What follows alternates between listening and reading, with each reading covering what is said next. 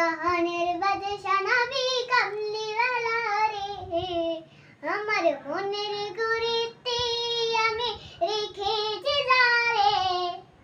তু জাহানের বাদশা নবী কামলিওয়ালা রে, আদি পিতা আদম যখন মুসিবতে পড়ে, অন্য বিজিল উসিলাতে আল্লাহ কবুল করে।